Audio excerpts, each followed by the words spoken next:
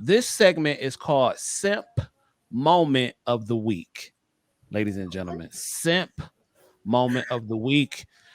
This is going to be a fun one for me, and I'm happy that you all are here to see it. Now, as we introduce Befuddled, um, we want to look up the definition of the word simp. Now, there are a few definitions. Now, Google's definition is a silly or foolish person. Okay. Wikipedia's definition is it's a simp is an internet slang term describing someone who shows excessive sympathy and attention towards another person. Typically, someone who does not reciprocate the same feelings in order to win their affection. This is usually done in pursuit of a sexual relationship. And the Urban Dictionary, the most thorough resource that you can go to, right? The most thorough resource that you can go to of simp definitions, the Urban Dictionary definition is someone who does way too much for the person that they like. And their sentence is Brian the simp. Wait, hold on. It says I bought her a car and a whole ass house, and he wasn't even dating her. You ain't nothing but a simp. So that was simp used in a sentence. But before we get into that, Tariq Nasheed did not create the word simp. That word has been around for decades. I thought he was saying that he created the Urban Dictionary. I'm like, did he? No, he did not create the word simp. I know a lot of y'all are simps out there. So feel free to call in even. If you're a simp and you're a proud simp, go ahead and call in. Chicago Real is right. He said Tariq Nasheed definitely did not create the word simp. Pimp's been laying out what the word simp is. Yep. Yeah, pimp. That simp has been around for a very long time. But let me see. Let me get this video together. And this is fair use, TLC. So don't be tripping on me. Let me see. This is fair use. So let me go ahead and get this cracking. All right. I don't even know if I should set up the scenario. I think I'm just gonna let y'all watch and comment in between time. So, ladies and gentlemen, this is from a show called 90 Day Fiance. A lot of simps are on here. This is like Simp Central. So it's pretty ridiculous. And sometimes I even think the show is fake, but I don't think it is. So without further ado, let me go ahead and stop the music, and I'm gonna pause in between clips, in between moments on the show, and get the panel's commentary. So let's motorhome. Okay. I am looking for motorhome. Okay. My name is David. I'm 60 years old, and I'm from Las Vegas, Nevada. I've done well for myself, but soon I'll be retiring and I'll be traveling all the time. I can't wait to start this new life. I'm living in the RV full time, and I want to share that with someone. My girlfriend Lana is from Pavlograd in Ukraine. She is 27 years old. She's beautiful, and actually I think she's out of my league. Let me stop it right there. I'm gonna be playing it. We're gonna be giving commentary as the video goes on. What are y'all thoughts as y'all look at this guy and y'all see him? Because the first he's somehow I think she's out of my league. So I'm gonna go ahead and start with Chris since he was the latest person to come up on the panel. If I was a gold digger, he'd be perfect, perfect target. he checks all the boxes on the list, which is very sad. I think that he looks okay. He's an average looking male, but you can tell that he's already feeling as though his value does not quite equate to his. And whether or not it's true is not something that you want to admit to yourself, because that's how you get Brittany Renard or finessed. Right. When you hear the word simp, what do you think about that? Well, I don't want, I have respect for my elders that are on the panel. And I'm not going to say what that acronym is. I know elders on the panel. I mean, they're older than me, but if you want me to say it, I say it. But, when I was growing up, I used to hear the old men say that it was the acronym was someone idolizing mediocre punani. Yeah, that's what the acronym stood for. Someone idolizing. It was the man that was always putting the woman that was for the streets above everybody. And you know, she would be with Danny, Tony, Deacon Johnson, Pastor Edwards, and then he would get her and fix her up real good and raise all 6 of her kids by her 5 baby daddies, and he would be he's a simp. He's simply someone idolizing mediocre punani. King Gene, first thoughts looking at this guy real quick. What do you think? Besides the simp haircut, bro, he looked like he ready to be taken advantage of. Yeah, man. With did you see the polo shirt? The polo shirt was so thin you could see through to his undershirt. Yeah, he finna get took for a ride, bro. Oh yeah, he finna do it. And then look, and you know, no disrespect, but if you can't pronounce her first name, you might not need to deal with her. I thought I was watching an episode of Full House, King Gene. Man, hey now. Okay. Woo. I can see now, King Gene. We gonna me and King Gene. We gonna get in trouble. Yeah, sure will, bro. Y'all silly. Nurse Roxy, when you first saw this guy on the screen, how did you feel? Simp moment of the week. What you thinking? He's saying the girl is already out of his league already. I find that some men find it to be rewarding for them to be in these kind of relationships. So I think that if this is a part of maybe what he looks as I guess a notch on his belt, an accomplishment, you know, a ruby in his crown, so to speak, I think go for it.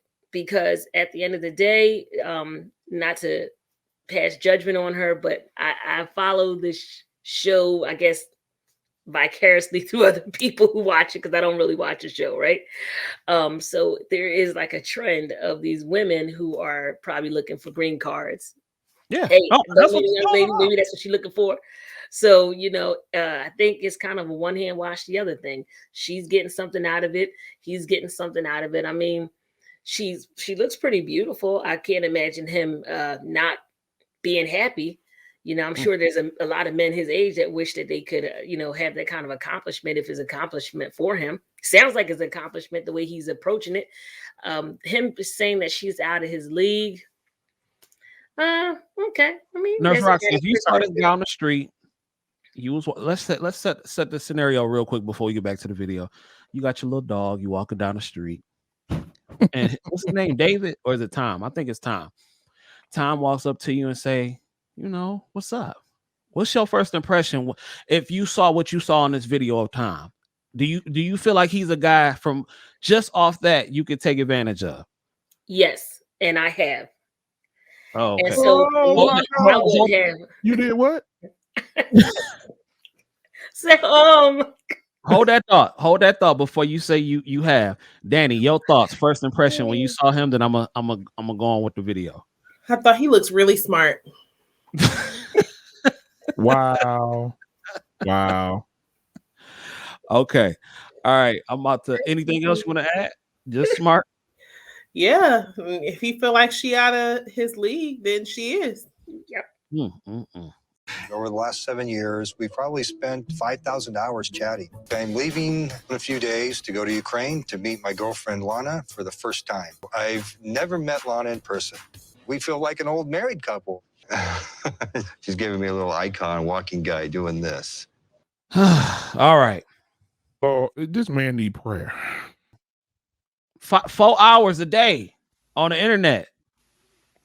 They done spent what 5,000? What do you say? $5,000 to talk. 5,000 hours in the chat.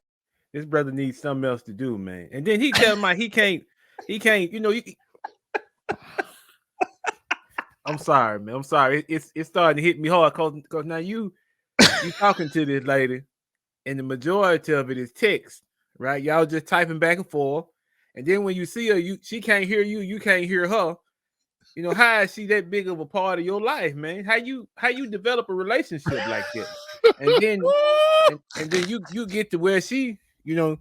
You get to where she is, and she look like a wildebeest in the dress, and what you gonna do then? They ain't never met. 7 years he been having a conversation with this woman in a whole nother country. What is your thoughts? Give me something, Chris. Yeah, he's probably gonna get catfished. Like this is awful. It's really bad. Like that's so sad. Like King Gene said, do you have something else that you could be pouring that energy into that could be more productive? And then on top of that, that's really what makes you feel like fulfilled. Like that's what you think a well-run relationship is like. You know, like this is kind of depressing. Like, do you have anything to compare this to? Is this the first girlfriend that you had where it's been text only, or is this typically how you get down? Because I feel like for most people that's a red flag. But if he goes there and hopefully he has an escape plan, like an abort plan. So if it ends up being a wildebeest of whatever type or form, he can escape with all of his fingers and toes. Nurse Roxy, talk to me. 5,000 hours total, 4 hours a day in the chat. Talk to me. What's up? You muted, Nurse Roxy. Like King Gene said, he needs something to do with his time. This man is wild. This is like, first of all, that's so much time invested. You cannot talk to the person. But here's the whole thing. Even if you can't speak with her, does she even speak English? You know what I mean? Right. So it's like, it's to a point where it's like, this is a clown that is ready to be got. And I think, we should just let nature take its course and just have him, be taken advantage of. Yeah, he gonna get over there. Mm-hmm. Just let nature, because some men are wired like that. Mm-hmm. I was out with someone. I'm not even gonna say when, because it's gonna be so obvious when I say when that they, catch this. But I literally heard the woman say, "He never says no to me." And I'm thinking to myself, like, I'm looking at this dude kind of like sus, like, man, really never say no. And he's sitting there just smiling when she said that, like he was just so happy, like, yeah, never say no. Let me I got a question for all the ladies. I'm gonna ask Chris this first. Chris, have you ever dated a simp? I don't know. Probably not dated. If he was a simp, I probably didn't date him. Like if I would have put a title on it. I don't think so. I don't know. Come back to me. I have to think about it. I really don't know. Okay, Nurse Roxy, real quick. Have you ever dated a couple simps in your day?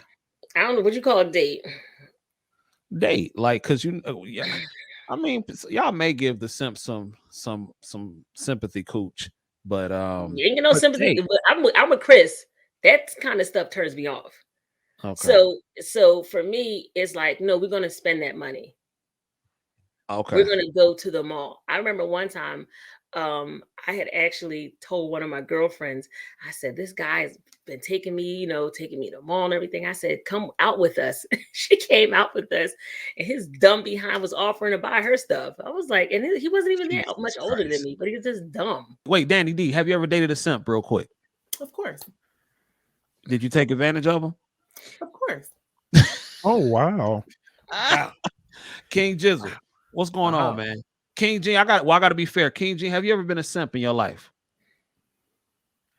I'll tell you one thing.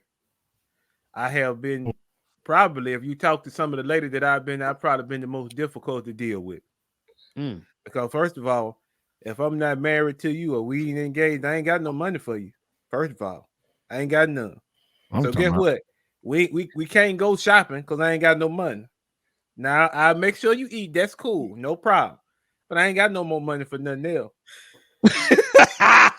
and then look, CJ. And then if you're asking me for something we in public, I ain't even got my wallet with me. So what's happening now?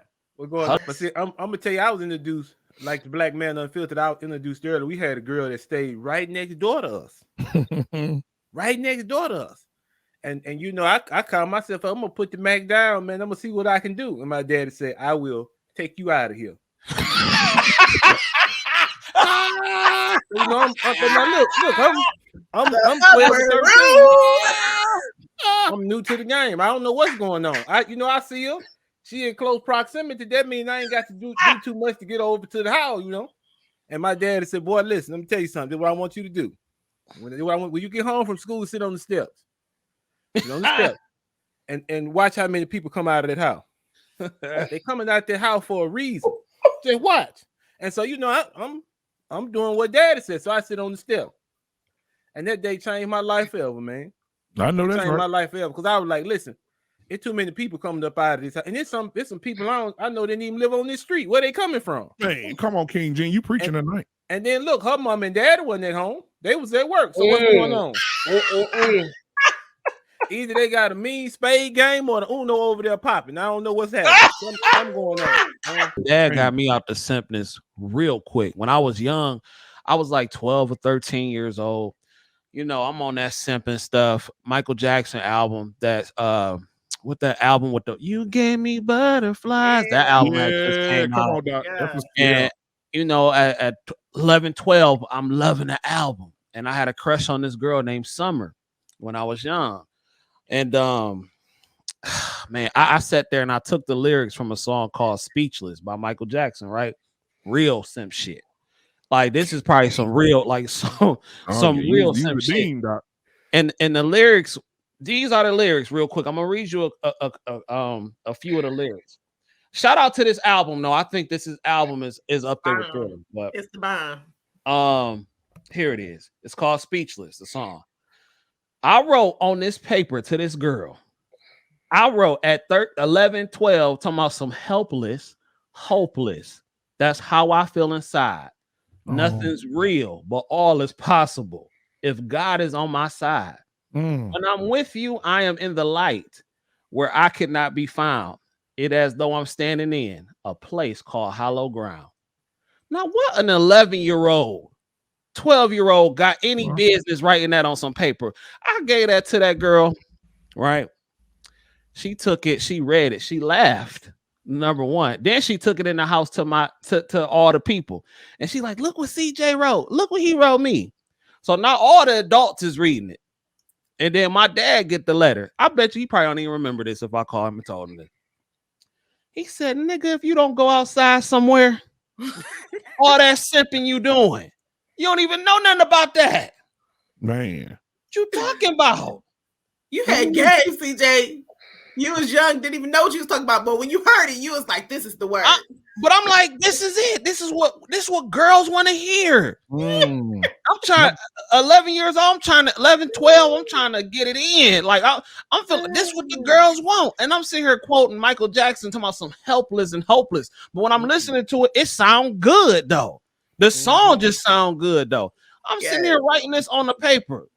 Talking about speechless. That's how you make me feel. When I'm with you, I'm far away and nothing is for real. What you talking about? You 11. You sound like you high.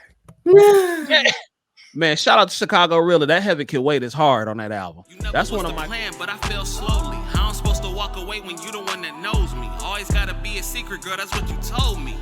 You quick to say what your man don't know. So how you jealous when I talk to these